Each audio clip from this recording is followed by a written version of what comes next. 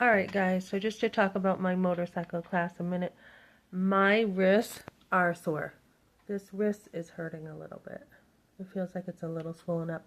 Yesterday I took a fall, got up like nothing happened, right? So, a lot of times when you fall, it doesn't hurt at the time, but once you check it out the next day, yeah, it hurts. So hopefully it will get better. And this one, not really. Not as sore, maybe a tiny bit, but not much.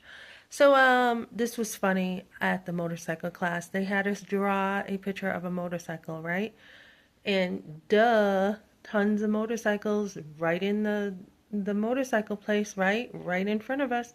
Did any of us think of looking at them? I don't know if the other groups did, but me and my classmate did not.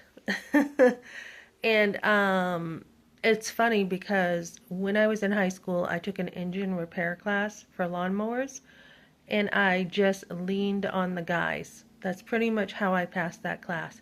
If I needed help putting my four-piston engine or two-piston engine back together, or understand the concept of, stroke and combustion and all those things, I had the guys, my guy friends right there helping me, right? I just went right through that class with their help. And it was Jeff Allen and some other guys, Chris Yetton, I think Mike Briggs, who has passed now, was in that class. And so anyways, yeah, all my guy friends, so they helped me. So I found myself doing the same thing. I was leaning on this classmate and to help me, but we did not put the engine in. We didn't put the gas tank in. I think we were focused on the controls. I put the sissy bar on. And so it was like a drawing from a 2-year-old. It was a bicycle, basically, with some controls.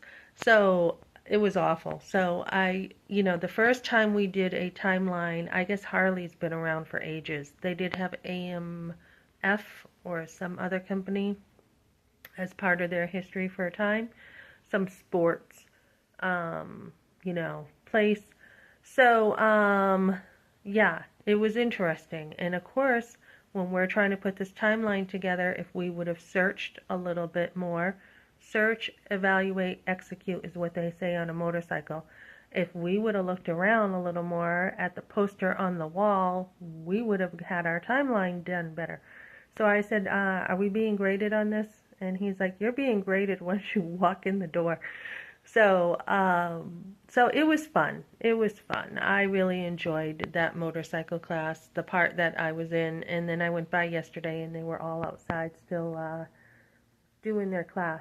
So yeah, we have rescheduled and I'm looking forward to it. I did put on my boots yesterday, and I didn't show him this. He's like, if you show me them first, I can look at them. They can't be fashion boots. So I'm like, well, this is not just fashion, right? This is a pretty good boot.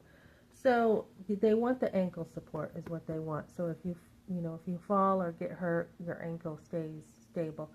So I wore these and I put them on yesterday morning. I had to be there at 7:30 in the morning. I'm like, oh my goodness, they're not fitting. When I put them on, when I brought them, they fit. And I'm like, what the heck? Did my feet swell up? And yes, my feet have been hurting. So even these boots, I had to wear like moon boots yesterday. These big, bulky moon boots. And I do feel like that did play a part in the shifting and me falling off the bike. I really do. It was very hard for me with those moon boots to shift and to get my feet up and everything. So today I am going to buy a decent pair of boots so that when I, start, riding, I'm more secure with my footwear.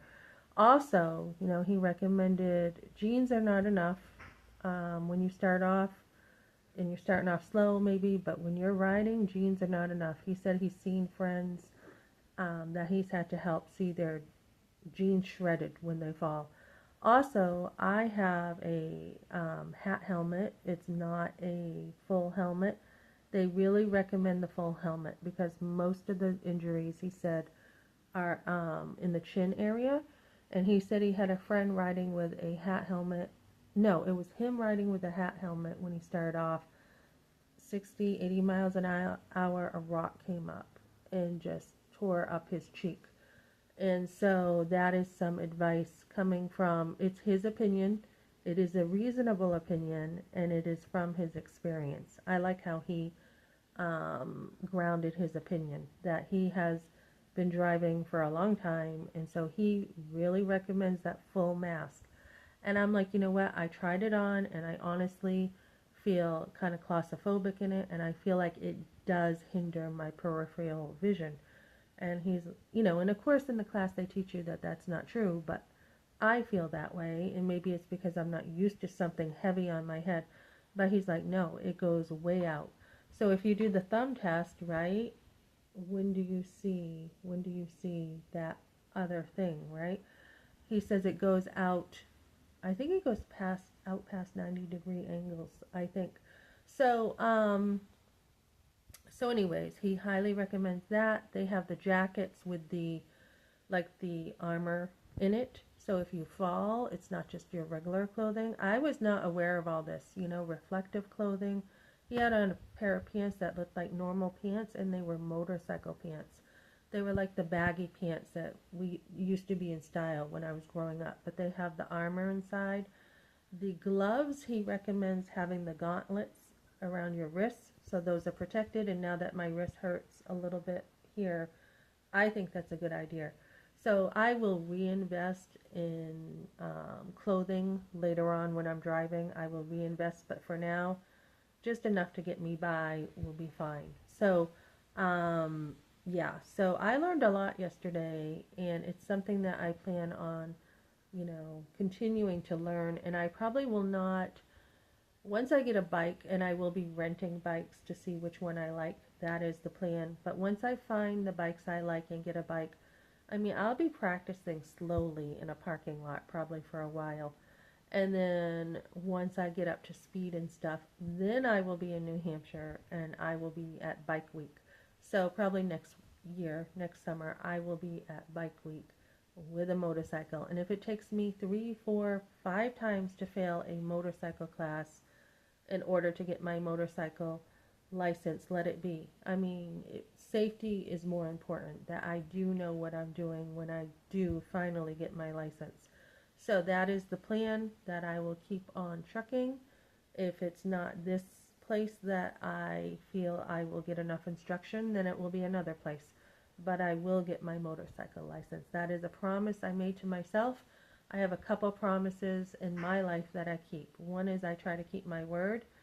One is I try to always be learning, always be following God, and then always, just make these small commitments to myself.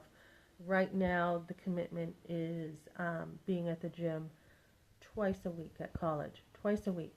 And so, yeah, that's what I'm up to, guys.